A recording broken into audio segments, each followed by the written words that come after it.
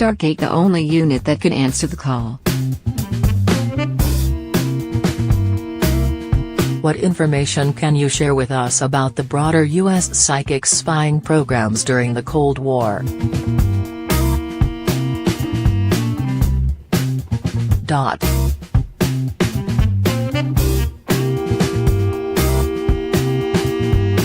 I was the operations and training officer for that program at the Defense Intelligence Agency.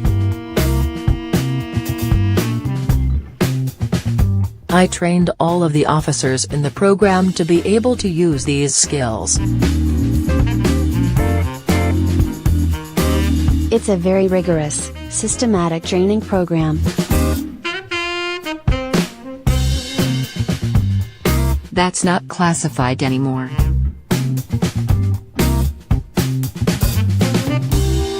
In fact, I provided those protocols to my former KGB counterparts when I visited St.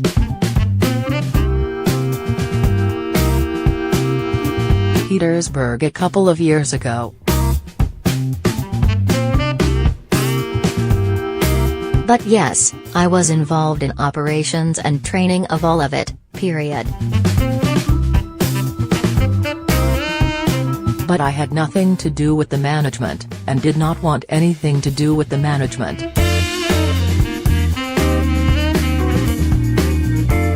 Why did the U.S. decide to set up this type of psychic spying initiative during the Cold War?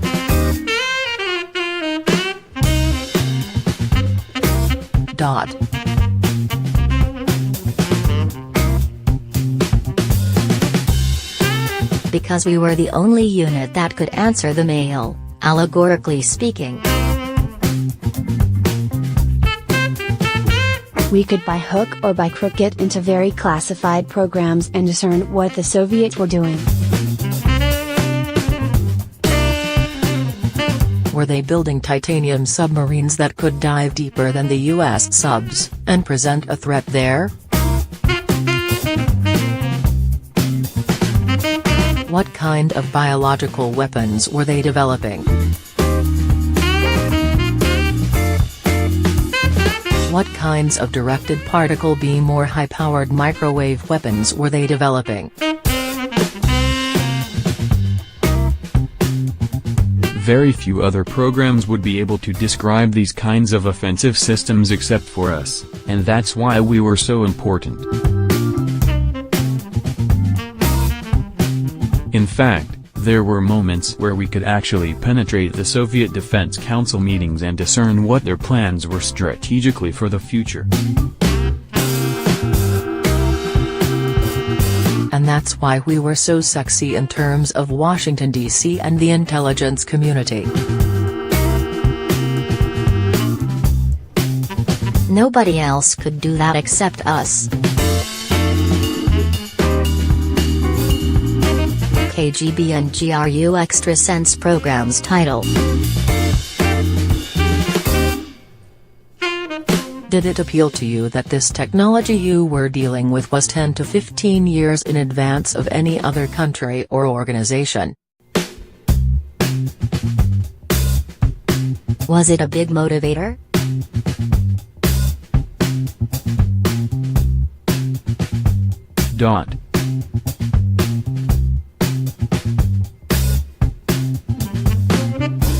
Extremely.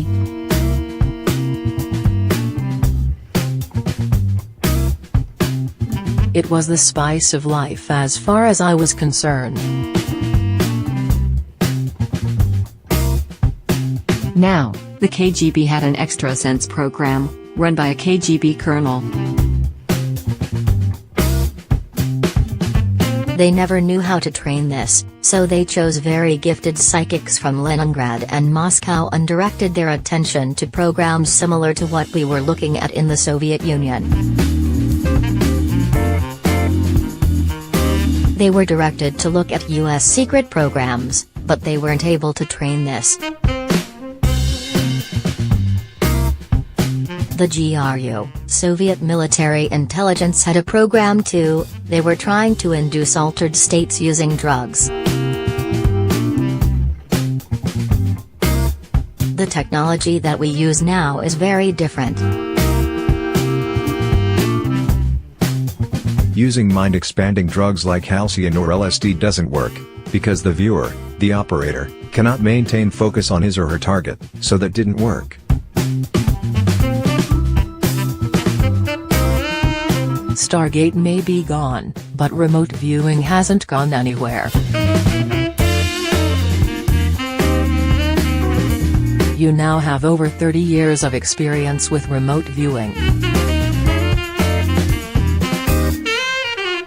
How has it changed since the 1980s, and how are you utilizing this discipline to help organizations and countries today?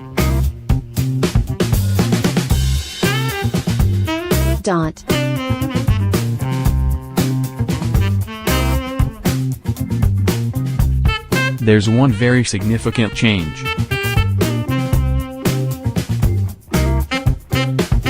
As I've evolved this tool over the years, there's one thing that we could not do in the military unit. One of our primary tasks during the 1980s was to locate hostages in the Middle East that terrorists had under their control. Terry Waite, Terry Anderson, Colonel William Higgins, people like that held by Hezbollah or other agencies in the Middle East.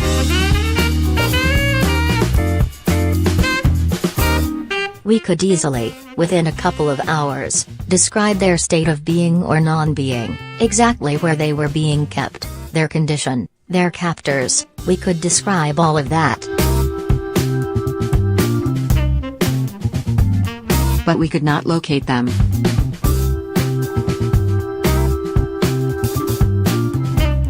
It would sometimes take us 4 or 5 days to locate the exact positions of these hostages, and by that time, the captors would have moved them.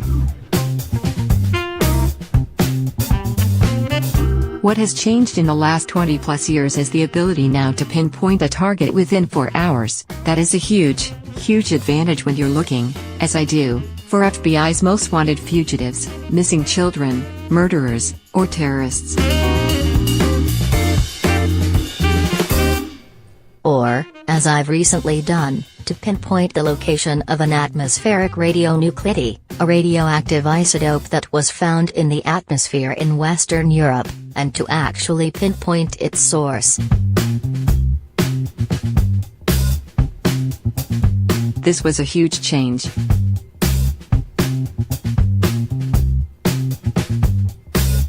You now have over 30 years of experience with remote viewing. How has it changed since the 1980s, and how are you utilizing this discipline to help organizations and countries today?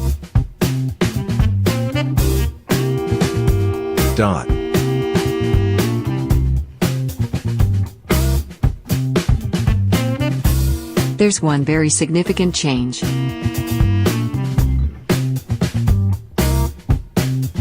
As I've evolved this tool over the years, there's one thing that we could not do in the military unit.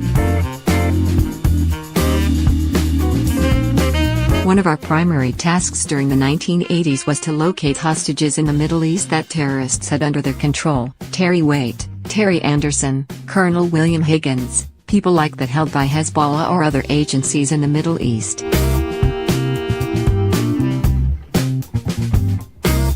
What has changed in the last 20+ years is the ability now to pinpoint a target within 4 hours. That is a huge, huge advantage when you're looking, as I do, for FBI most wanted fugitives, missing children, murderers, or terrorists. Or, as I've recently done, to pinpoint the location of an atmospheric radionuclide, a radioactive isotope that was found in the atmosphere in Western Europe, and to actually pinpoint its source. This was a huge change.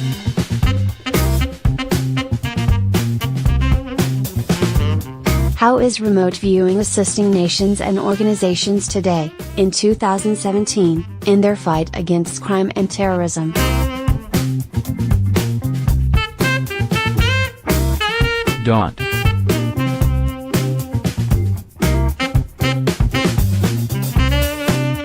Crime and terrorism are only one aspect of what we do.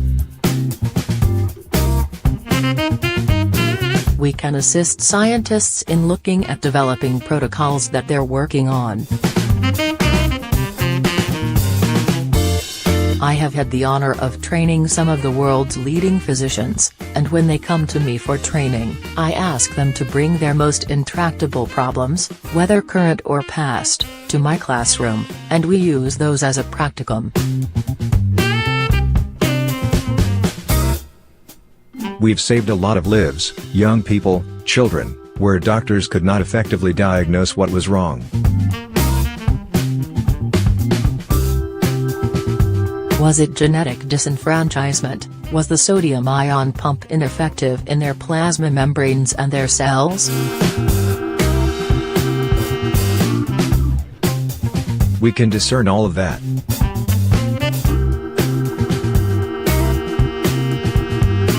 We can look at the chemical nature of things. We can discern whether a 55-gallon drum has benzene or benzolate in it. So we're technically very, very proficient, and we've helped many Fortune 500 corporations look at scientific things. For instance, the late Lawrence Rockefeller asked my team to look at a project called Atmospheric Ozone Depletion, Projected Consequences and Remedial Technologies. We did that for him, and discovered that not only are the ozone holes over the poles a serious problem, but that the entire ozone layer is metastasizing, and that it looks like Swiss cheese. These are the kinds of insights we can gain that no other scientific tool or probe can discern. Future of remote viewing, sky's not the limit.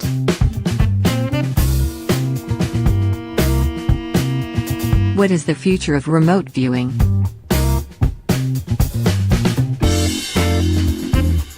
How can it assist humanity over the next 10 to 15 years with the advent of further technology?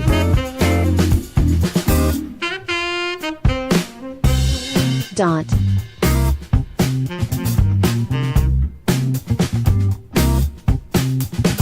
For one thing, I believe that children should be trained in this.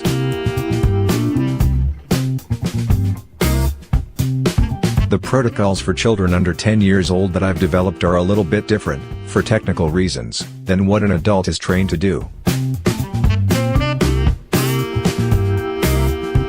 But this training should be taught in schools, because it is direct knowledge. It sees facts and truth directly.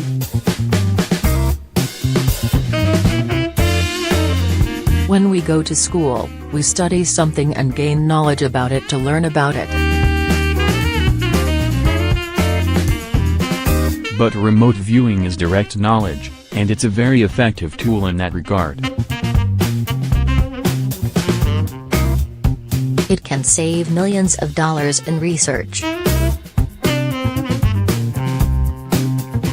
We've done this, for the Ford Corporation, and other companies, to look at the technological lines they're developing, to find out whether it is a dead end, or whether they should put more money into them. So in terms of money alone, we can save millions of dollars.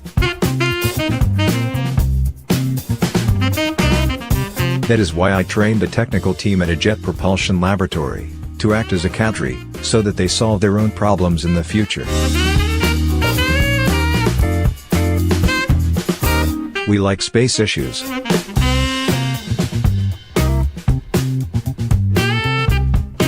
The late Harrison Schmitt, the Apollo 17 astronaut, we performed a remote viewing survey of Titan, the largest moon of Saturn. He was a geologist, and wanted to know about the geology of Titan.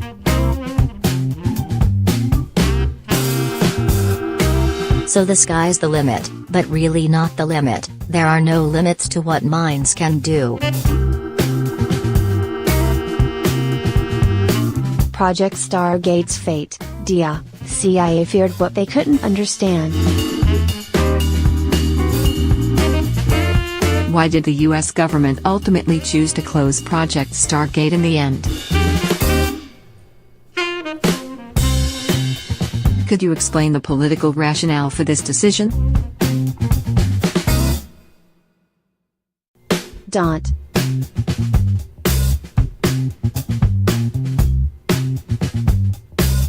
Yes, of course.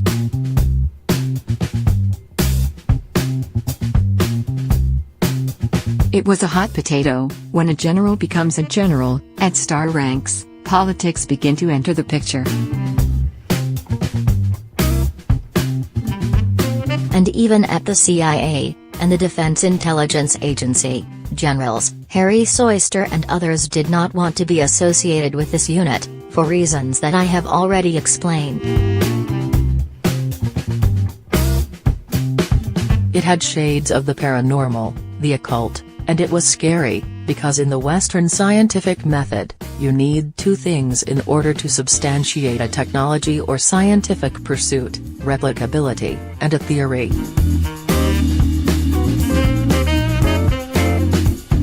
We had replicability.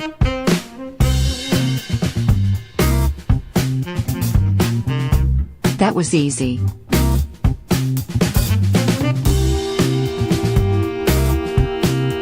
We could train one remote viewer working independently of another to come up with the same information. But what we did not have, and what the Western scientific method dictates, is a theory. To this day, we have a working hypothesis of how we do what we do, but there is no theory for how our minds can discern specific targets and describe them at a distance, ergo the term remote viewing. Do you believe the CIA's rationale that the Project StarGate was useless?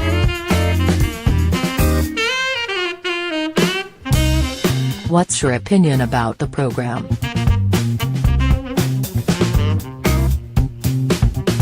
Dot.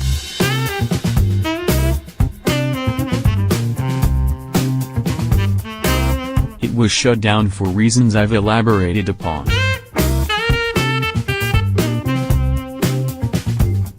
Most of the very highly sensitive operations that we conducted, particularly against drug trafficking, never made it to the public.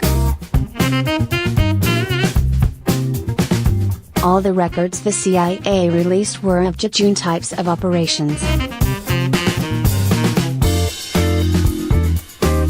Yes, some were interesting, but what was never released, and what probably will never be released, is our very, very highly effective operations against Soviet offensive weapons systems, describing them so that we could develop defensive means to protect our troops against these kinds of things. That will not be released.